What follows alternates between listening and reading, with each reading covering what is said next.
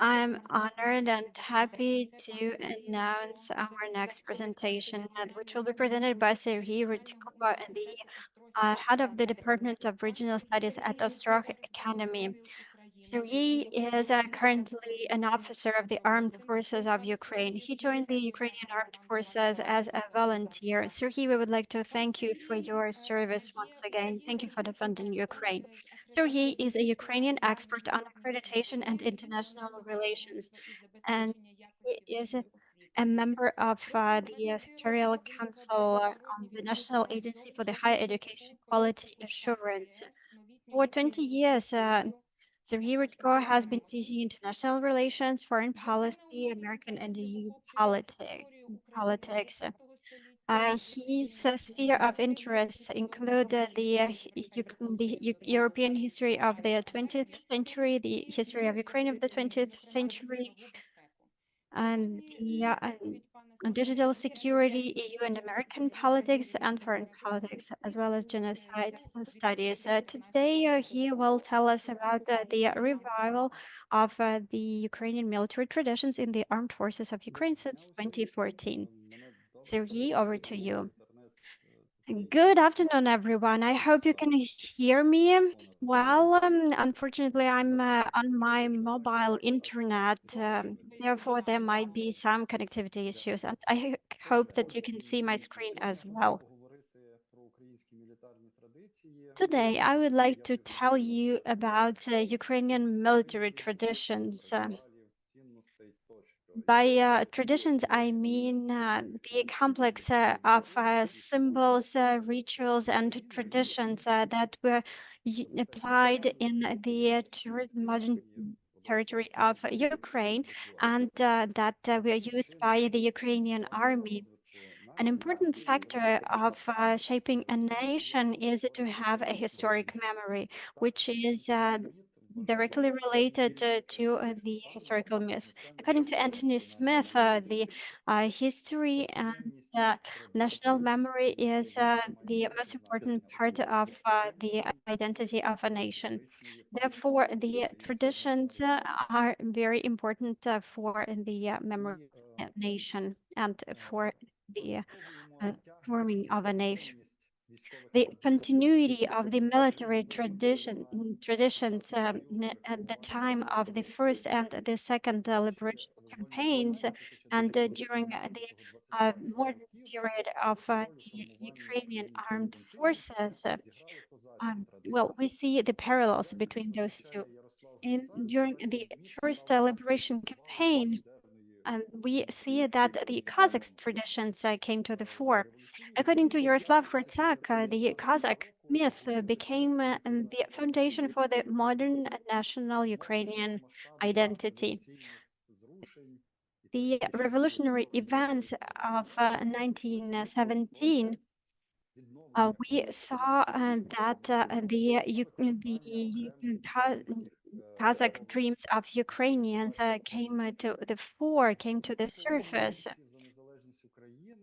And some of the Ukrainian military Kazakh traditions were restored and used. The next generation of the fighters for the independence of Ukraine were mostly relying on the Kazakh traditions. The process of the restoration of Ukrainian military traditions after the independence of Ukraine was met with a slight reluctance from the military, and the progress was rather slow. However, the situation changed with the military aggression of the Russian Federation in 2014. Since the beginning of the Russian-Ukrainian war, the process of restitution of historic military traditions in the Ukraine army began. In 2016, the armed forces of Ukraine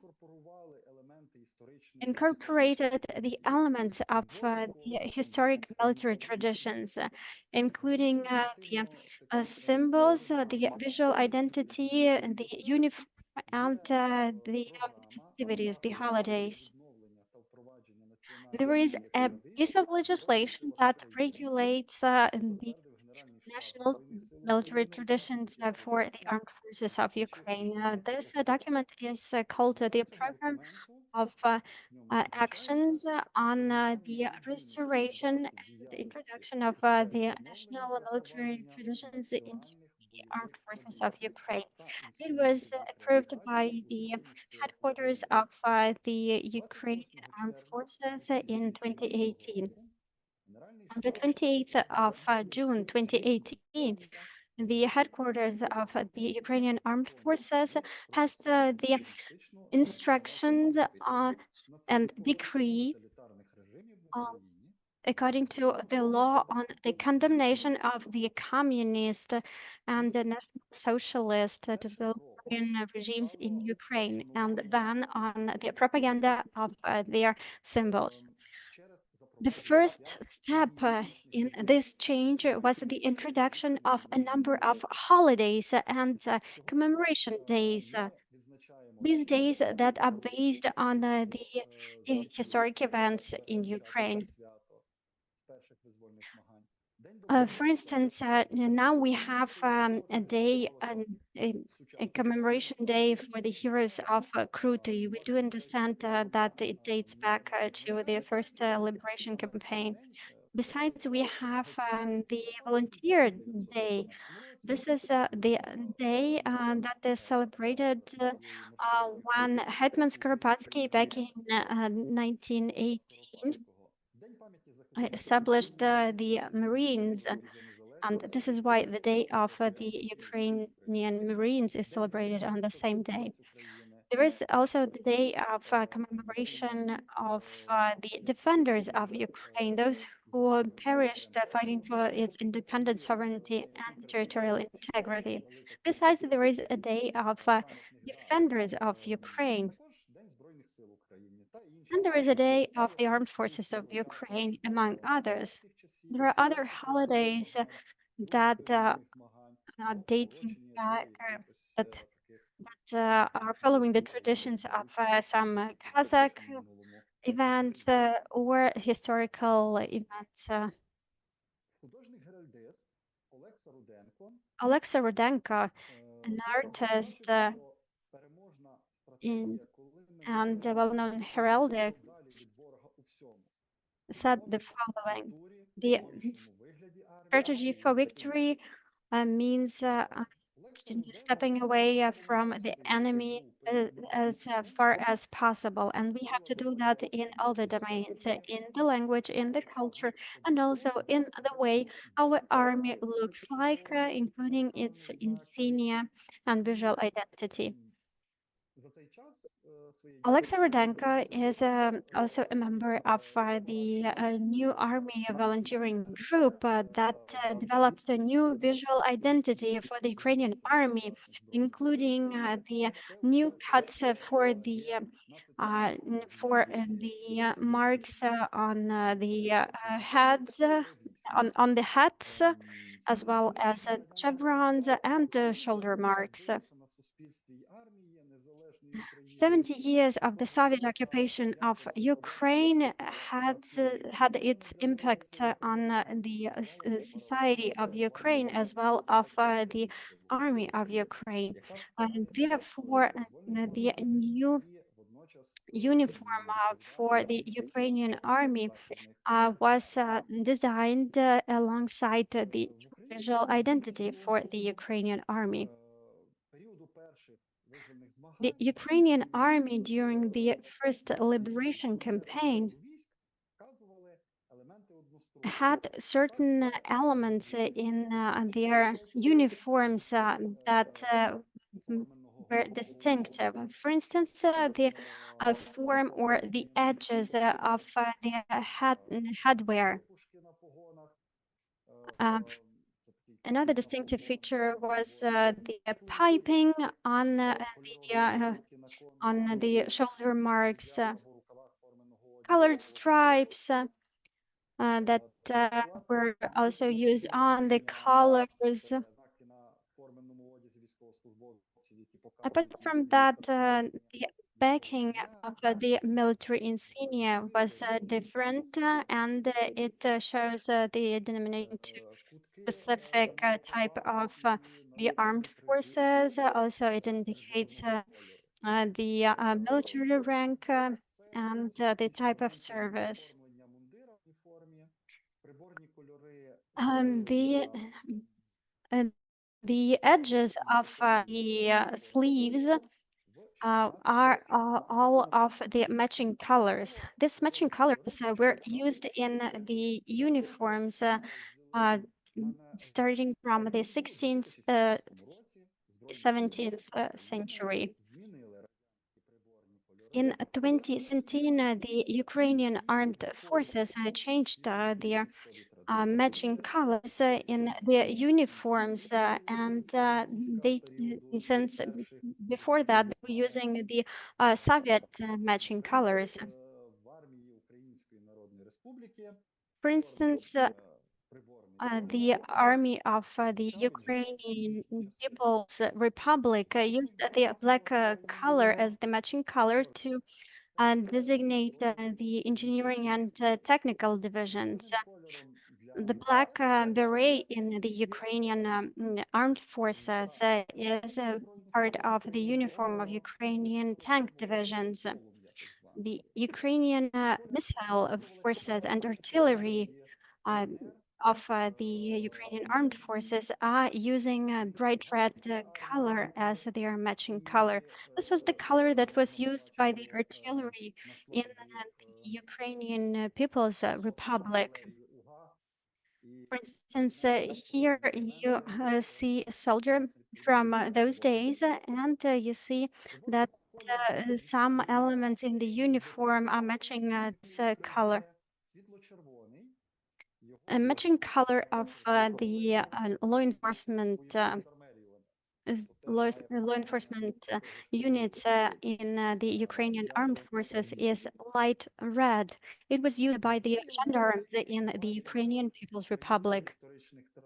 An important component of introduction of Ukrainian historic traditions in the modern army is the use of modern symbols. For instance, the abidant symbol is used as a coat of arms for the special operation forces in the Ukrainian armed forces. This was this symbol, this abidant was a symbol of Princess Svetoslav the Brave, and it was used on the coins.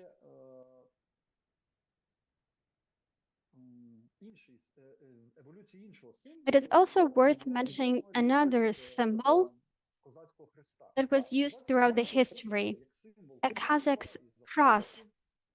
The Kazakh's cross was used as a symbol of Kazakhs and Zaporizhia Kazakhs, but it is actually one of the variants of the Knight Templar cross. It was used as the stamp marks of the Zaporizhia regiment, of the Lower Zaporizhia regiment. It was also used on the flag back in 1651. And you can see it on the slide. Then, with the flow of time, this cross was used as at the flag of the Ukrainian People's Republic. Over here, you can see the flag that dates back to the period of the Ukrainian People's Republic. During the time of Ukrainian rebellion campaigns, this cross has been modified, and it was used as a symbol of the awards for the Ukrainian insurgent army. After Ukraine became independent, this symbol became the part of the coat of arms of the Ukrainian armed forces. You see that there is this cross of raspberry color, and there is a trident inside. During the first winter campaign, it was an iron cross was used, and this same cross is used by the 28th Light Armored Brigade, but I will tell you more about that later. This Kazakh's heritage is also reflected in the uniform of the Ukrainian soldiers during the national liberation campaigns of 1917 and 1921. Ukrainian siege riflemen, as well as Ukrainian People's Republic Action Army, were using various heritage of the Kazakhs.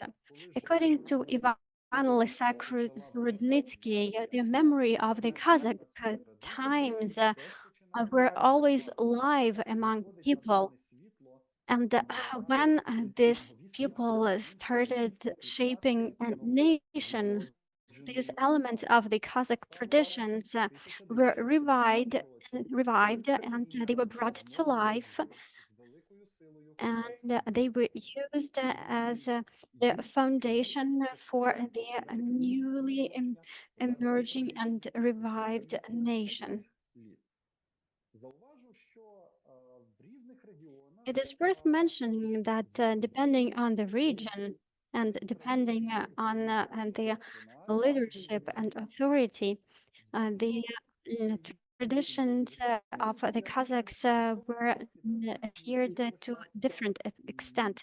For instance, Western Ukrainian People's Republic, we're using some Kazakh traditions in the visual identity of the legions of Ukrainian siege rifleman, the legion that was formed in 1914. Ukrainians from Galicia were using this term, the siege rifleman. They were using these terms that were used by Kazakhs. Apart from that, they were using the Kazakh terminology in terms of the division of the Ukrainian siege rifleman army.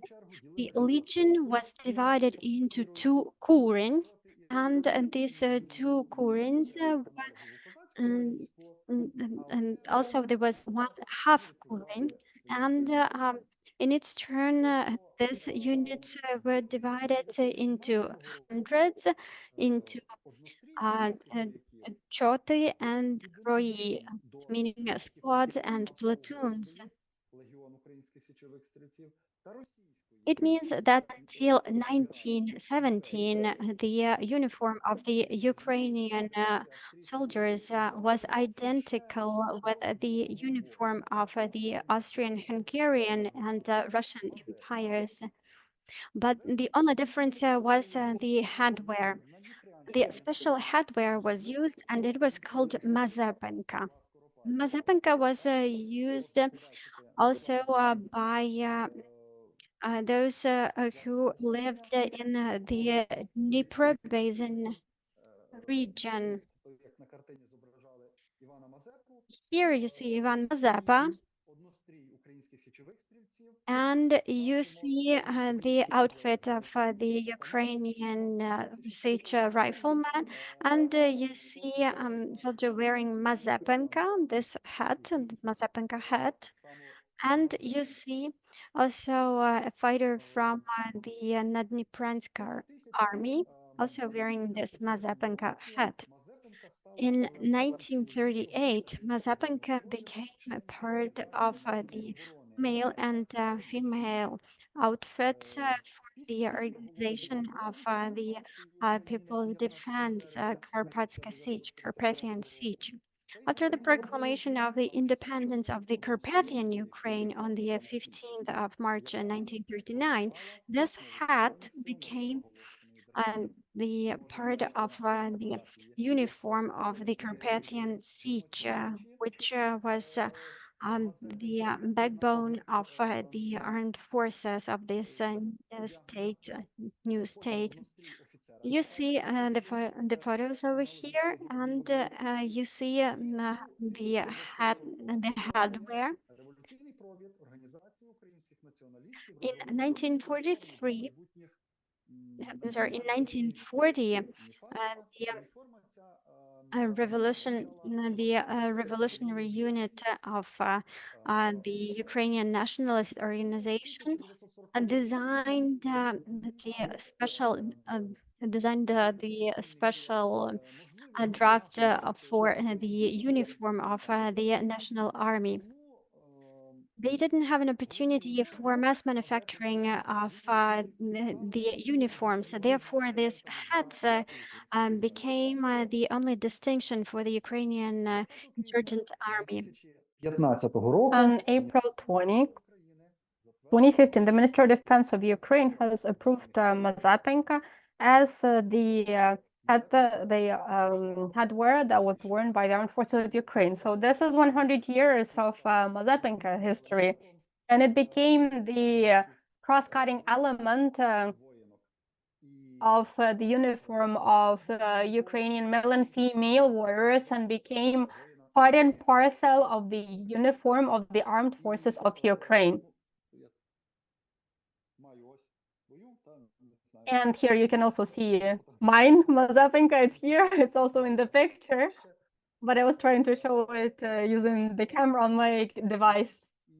And you can probably tell that the difference is not that big. Yeah, some elements do differ. If we look at what started with the Ukrainian siege rifleman, and we can basically trace all of the difference as it evolved. Yet another element that proves the consistency is the names. You can see the connection with the Kazakh tradition. The first that was created in May 1917, the Ukrainian volunteer regiment named after Bogdan Khmelnytsky. Later on, other military formations appeared that were named after well-known Kazakh leaders, Ivan Mazepa, Petro Doroshenko, Kost Hordiyenko, Maxim Selezniak, and others. It's worth mentioning about such military formations with well-known Kazakh names as Zaporizhia Group, Serduk Division, Zaporizhia Siege of Yuhim Boshko, and different Haidamaki regiments. Today, the historical tie is implemented by means of giving the names to different formations in the armed forces of Ukraine. It is regulated by the number of bylaws, and the honorary names are given depending on the territorial belonging, basically according to the name of the localities that Ukrainian formations fought for, where they're based, where they are stationed, Avdiivka, Mariupol, the second. The permanent dislocation, for example, first separate tank Siversk Brigade are 1129 anti-aircraft Bila Regiment, or 56 detached motorized infantry Mariupol Brigade. And the other one is with the name of the patron.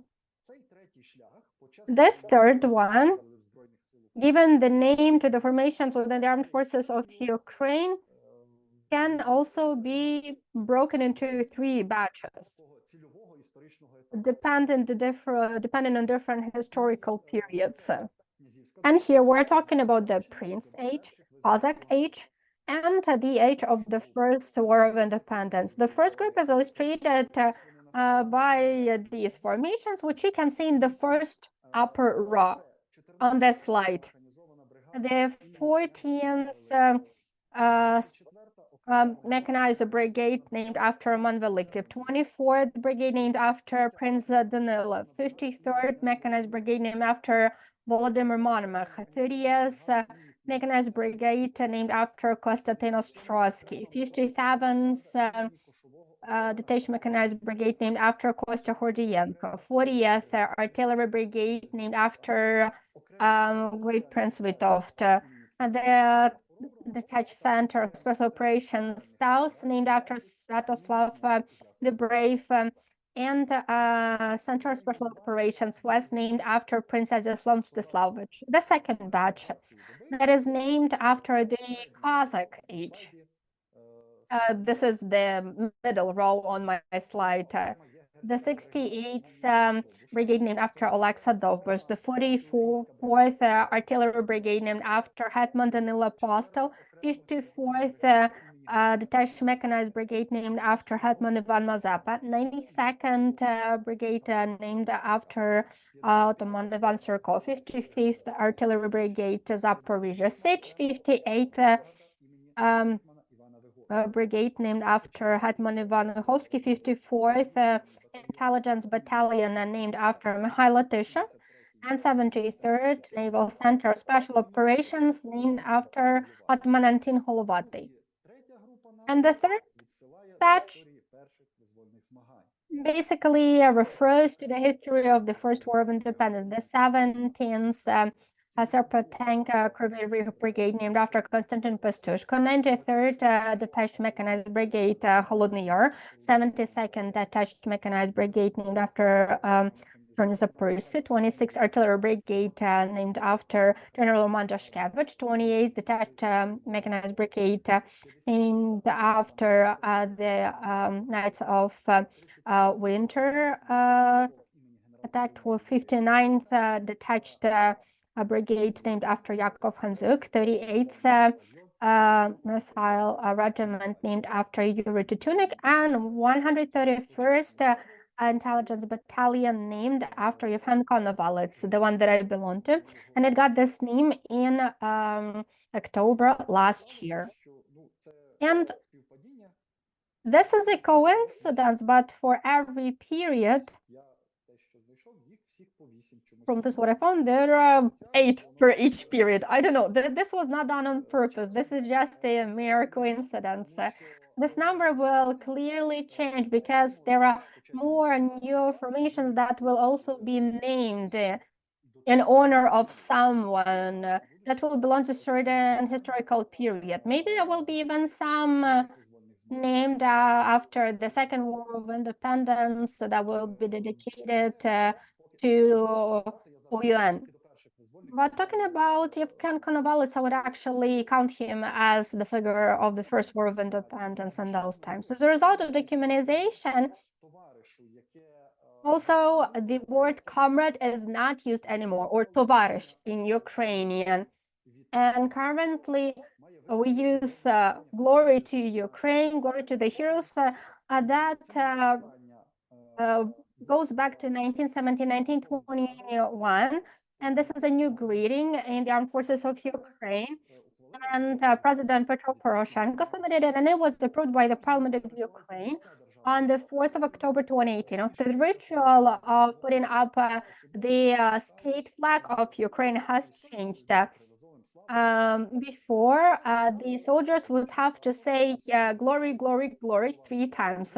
But now they say glory to Ukraine, and when obtaining the battle flag, they respond glory to the heroes. It is considered that this format that was recently introduced in the armed forces of Ukraine appeared that this motto, glory to Ukraine, existed back in the 19th century. But glory to Ukraine, glory to the heroes is the salute that appeared during the Second War of Independence. And it is known that the second large assembly of OUN back in the day, in 1941, mentioned this tradition of using the salute glory to Ukraine, with the response glory to the heroes. In point 3, of the resolution, it mentioned that the organizational salute is also accompanied by raising the right hand above the top of the hat, and the full salute sounds "Glory to Ukraine," with the response "Glory to the heroes." Winding up, I'd like to mention that the principle of the volunteer movement in itself, the foundation of the Army of the Ukrainian People's Republic, was reflected in the structure of Ukraine's defense forces after 2014. When fighting back and repelling the military aggression of Russia during the First War of Independence, the volunteers were fighting for the idea of building the Ukrainian statehood, but unpreparedness for most of them to shift from the irregular military formations to the regular armed forces of the Ukrainian People's Republic was one of the reasons that led to Ukraine losing the war with the Bolshevik Russia. In 2014, Ukrainian volunteers were decisive, and they took it one step further compared to the previous soldiers. That is why the part of the volunteer formation transformed into the regular armed forces of Ukraine and the forces of defense, because some of them belong to the Ministry of Interior, some of them belong to the Ministry of Defense, and the rest already joined the existing groups. So basically, the part of them, they simply became separate formations within the defense forces of Ukraine, and other volunteer regiments simply dissolved, and people from those regiments joined the already existing formations. The historical traditions of Ukrainian troops is an important resource to strengthen national identity in Ukrainian statehood.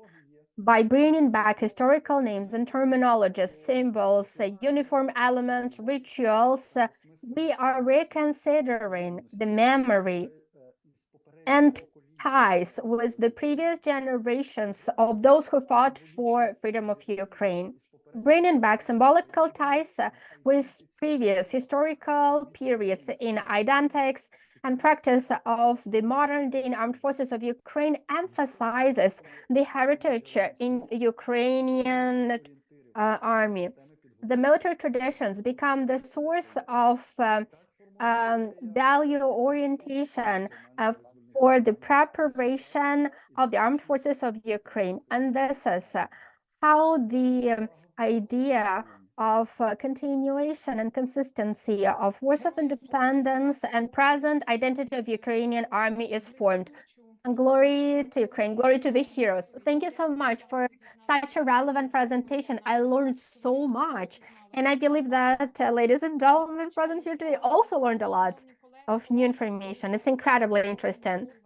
Now, ladies and gentlemen, please chime in. If you have any questions, we have Sergey with us today, and you can ask any question that pertains to the armed forces and our military traditions. Yes, for some reason, I cannot find the right hand reaction. Thank you so much. It was a very interesting presentation. I'm not a historian, and I want to ask a question. The first thing that crossed my mind when you started your presentation, the wars of independence, why are they called this way? Because in Ukrainian, the word competition is used. Why is the word competition used in Ukrainian? Well, I thought that 17, 21, and you were talking about the first, the second, and now the third liberation campaign.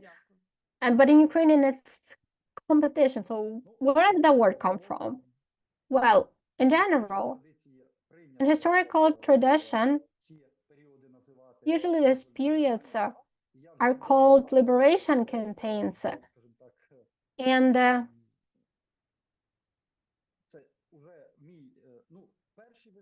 well, the first War of Independence lasted from 1917 to 1921. During World War I, for the first UPR was created, then Skoropadsky state was established, then the second UPR, and then the continuation of fighting for the statehood during the World War II. There was the second iteration that lasted from 1938 to 1950. And part of those who participated in the first campaign continued their fight. The part of them were young people who have just recently joined, who didn't participate in the first liberation campaign. But many people who participated in the second liberation campaign were people who also participated in the first one. And as I have already mentioned, I assumed the responsibility to call the period from 2014 the third liberation campaign. And I think that this is a very proper term because basically enemy is still the same, Russia. And no matter how it was called back in the day, first it was Bolshevik Russia. And even today, if we look at it, it is something, the ideology, they still haven't decided who are they. Are they still an empire of Nikolai the Great Empire days, or judging from their actions in the occupied territories, it looks like they're trying to bring back Lenin, to bring back all Soviet names everywhere. And the idea of Novorossiya, etc., basically is the continuation of what came in 1917 after the Russian Empire fell and after the Red Empire came to the territory of the present-day Russia. And one more thing, in fact, the part of my presentation today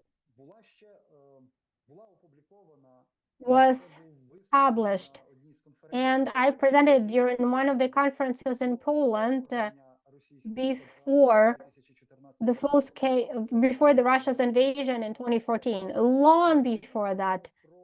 But then, back in the day, I was researching how the Cossack traditions transformed into the traditions of 1917, 1921.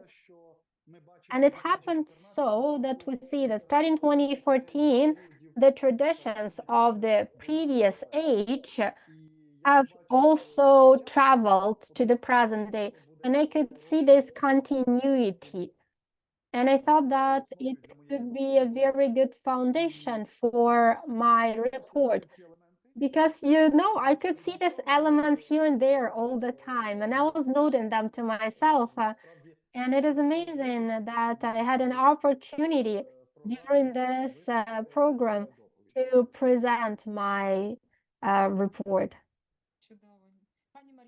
Amazing. Mariana, go ahead. Hello. Thank you so much, Sergey, and thank you for all the information collected. I am a historian. I also studied the history of art and graphic design. Together with our students, we're trying to help create some new identities for the armed forces of Ukraine. And we came across a pretty sad situation that does not have to do with insignia and other symbols, but rather pertains to such things as different illustrations and visual materials for preparation at the training centers that, still Russian or even Soviet examples are being used, especially when it comes to the civil defense. And I have a very practical question. Are there some centers or some other facilities who are basically overlooking this derussification, desovietization of this kind of materials, maybe within the armed forces of Ukraine or maybe within the CSOs? Maybe you could tell us who we could reach out to in this regard. Готуючи свою презентацію, Thank you for your question. While preparing for this presentation, I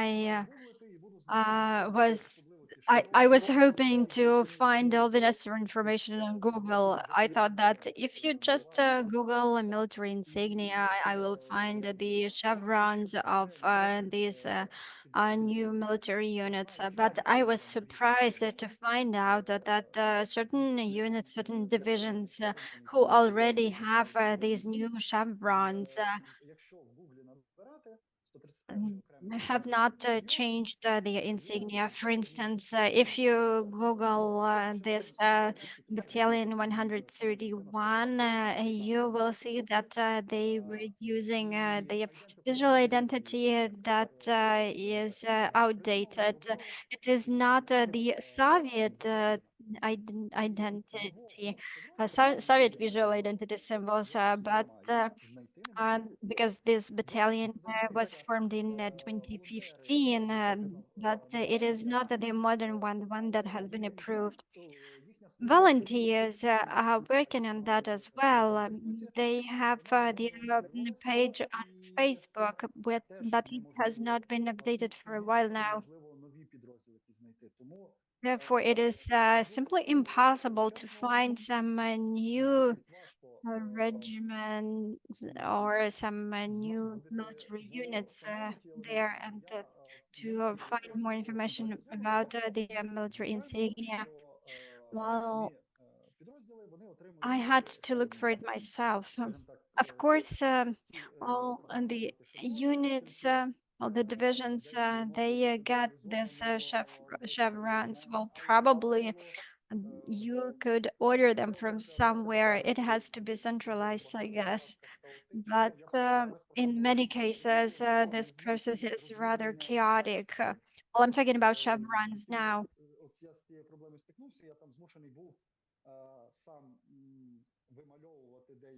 Unfortunately, I had to draw some of them myself.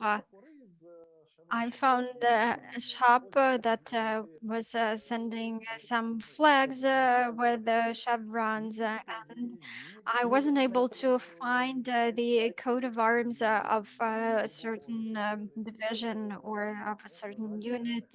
Unfortunately, neither Wikipedia nor the website of the Ministry of Defense were of any help. Unfortunately, there is no centralized resource where you could find all the information.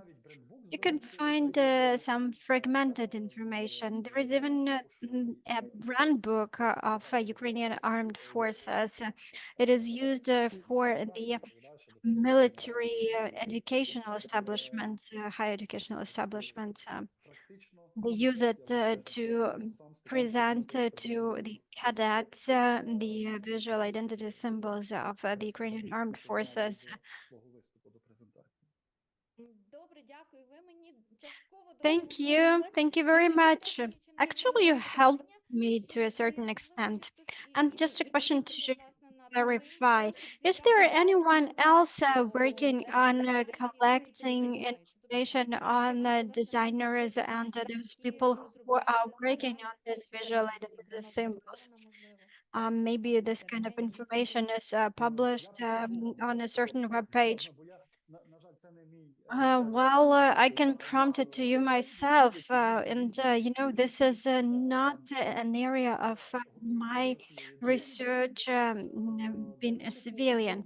But while preparing this presentation, I was searching for materials, and I was able to find video materials, videos with volunteers. And with those who are actually the advocates of this movement to change the visual identity of the Ukrainian armed forces.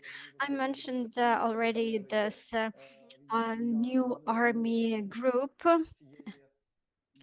and I mentioned Alexei Rutkevich, who is a member of this group of volunteers.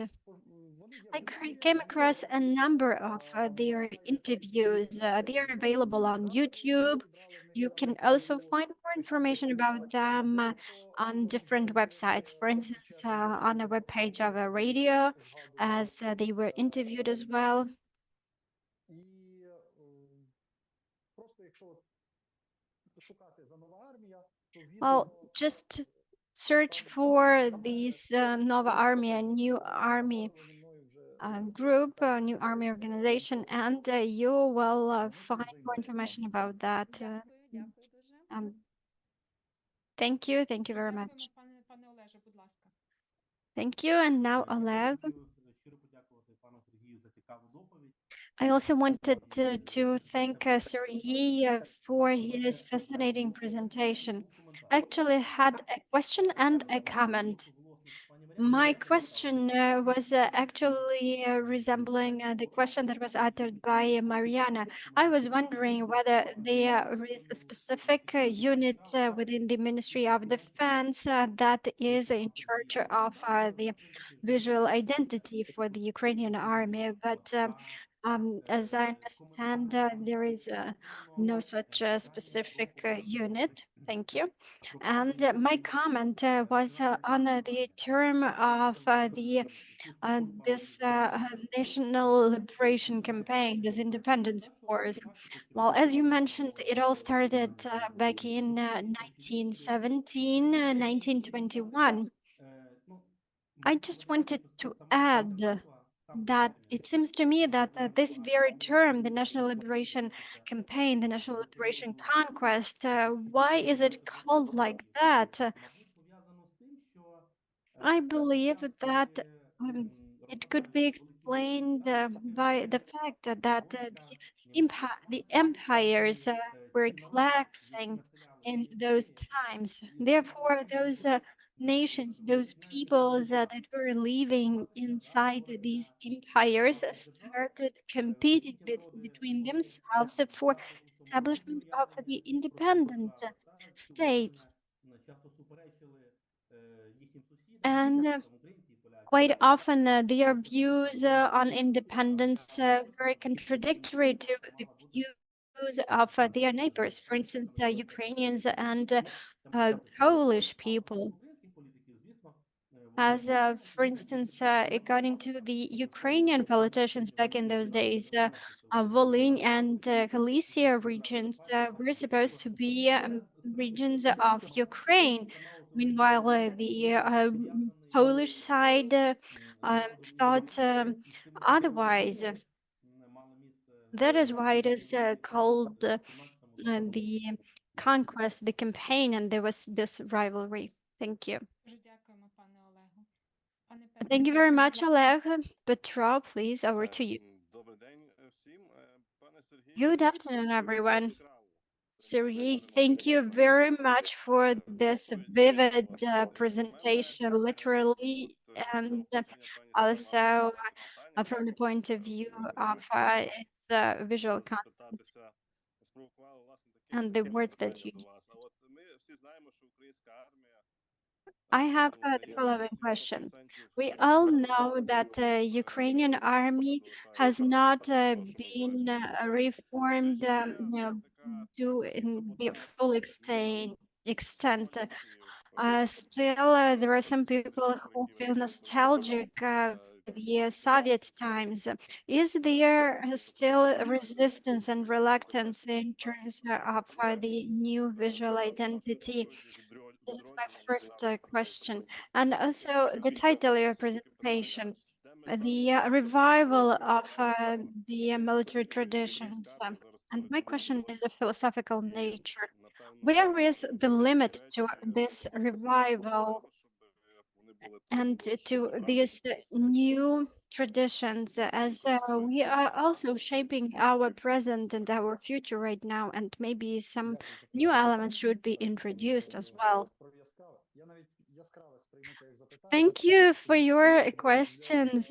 Well, even the vivid part, I would take it as a question, because all these chevrons, all these insignia, and this is something that excites me. чи це ще I до find it very inspiring. You know, even before the full-scale war, I saw this insignia, and even though they were not introduced very quickly, I was so amazed by all these symbols. As if you take a closer look at a specific chevron, you might find various elements there. I cannot disclose too much information about where I am right now, but I want to say that at the beginning, when I came here, I saw that there was certain reluctance to this new insignia, and also my research attested to that as well. I was looking for materials, and I was listening to a number of interviews, and there were some examples. And there were some divisions that were uh, very averse to any change.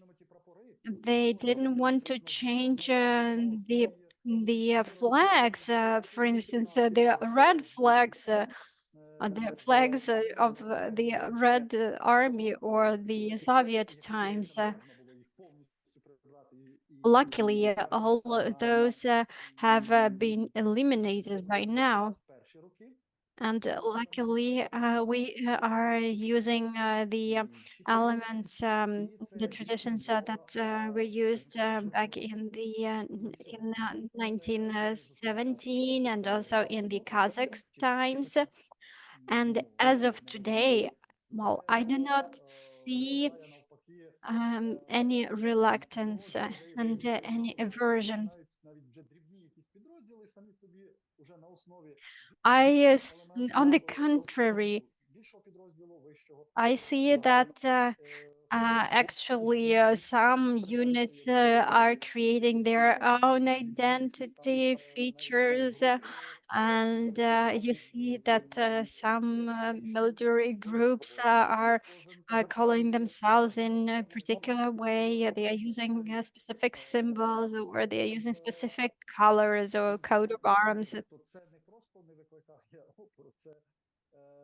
Well, what I'm trying to say is that there is no aversion now, and now we see the opposite processes as the volunteers um, helped to for this movement to gain momentum.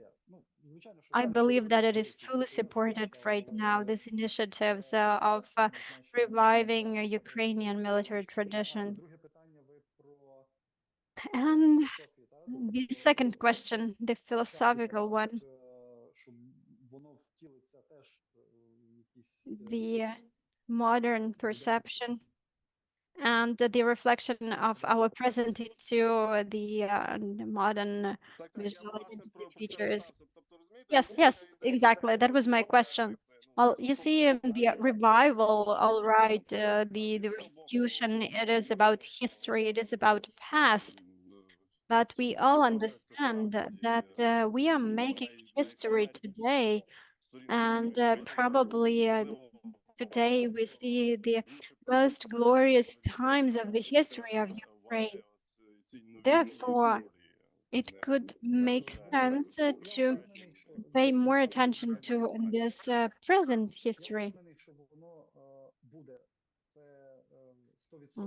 I'm sure that our present will find its reflection in this visual identity features. And of course, that will happen after this war for liberation will end.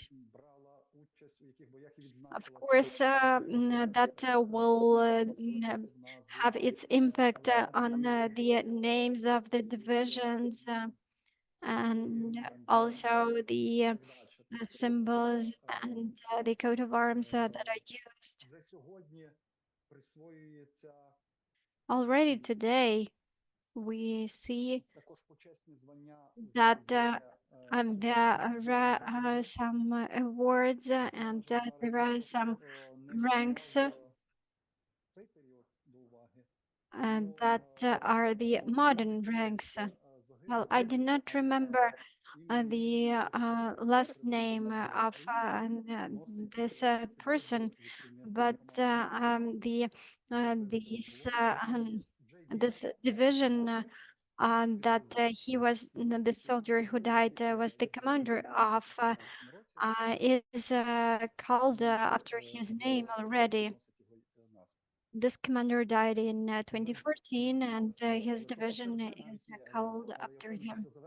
Well, I do not remember his last name, unfortunately, but I'm sure that after the war, we will see more of such cases. Будь ласка. Thank you, Sergey. Mariana, please go ahead. У мене таке запитання і спогад невеличкий. I have a Колись question, на and початку I would like also to offer my comment. At the beginning of the two, 2000s, the army was saluting the soldiers by wishing them health. And sometimes I know that they are using even the Russian language for military salutes. Your presentation showed us how important it is to identify certain historical era and to make this historical period find their reflection in the military sphere. As, and here comes my question. Was it just my impression, or is it true that the naming of the referring to the Kazakh times is more frequent than the times of the princes, of the Kievras or of Galicia, Volhynia kingdom? What are the other domains of history which could be the source of inspiration for us? Рівність на сьогодні, я казав, що це якісь Thank you for your question. 1/3 назв всіх, які Well, as I mentioned, it was a mere coincidence, but 1/3 of the names are of the time of the Kazakhs, 1/3 is of the time of the Ukrainian princes, and 1/3 is of the time of the liberation campaigns. опираються на перші визвольні змагання. And Говорять про так зване some of the naming refers to the first liberation campaign. оскільки воно було за добу радянської окупації повністю стерте і забуте. And it was completely forgotten during the Soviet times. It was completely erased from the history lessons. Unlike the Kazakhs times, the Kazakhs were mentioned, but the first liberation campaign, no, this was completely erased from the curricula. It was called the Bolshevik Revolution, the rebellion at the arsenal, but nothing else. Того, які ще, мені здається, що With regard to other sources of inspiration, сильно далеко well, I think that we should not dig too deep. Well, I believe that we have plenty of sources of inspiration. в тій добі князівській As в основному лише князі. we have the princes that whose names are used as the names of the military divisions or military units. And sometimes the divisions are called after the winter, for instance, conquest. But I believe that this period of 1917 and 1921. This is the period to pay attention to. I do not understand why the second liberation campaign is treated with a bit of caution. This the period of 1938, 1950. But I believe that at certain point in time, we will have some divisions that will take their names after this liberation campaign. I heard some researchers saying that the figures from the Western People's Republic, Western Ukrainian People's Republic, are not used as an inspiration for naming. Well, I heard that there is some prejudice with regard to this Western Ukrainian figures.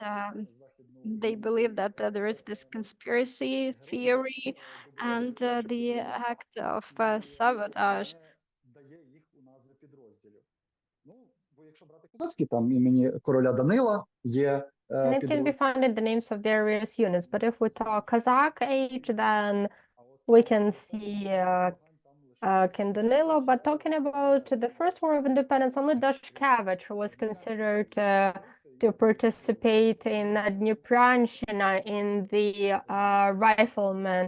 But there is no hero from there that some unit would be named after.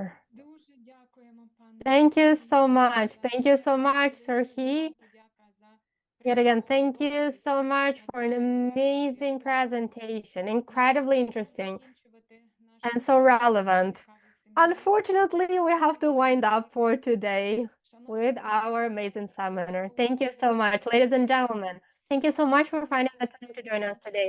I would like to also thank our interpreters, Yana and Anastasia, for their work. And today it is the last time they're with us because our seminar on Thursday will be in English. Thank you all for joining us. Thank you for active participation in the discussions and asking questions. And of course, glory to the armed forces of Ukraine and glory to Ukraine. Please stay safe. Glory to the heroes. We'll see you on Thursday. Thank you. All the best. Thank you.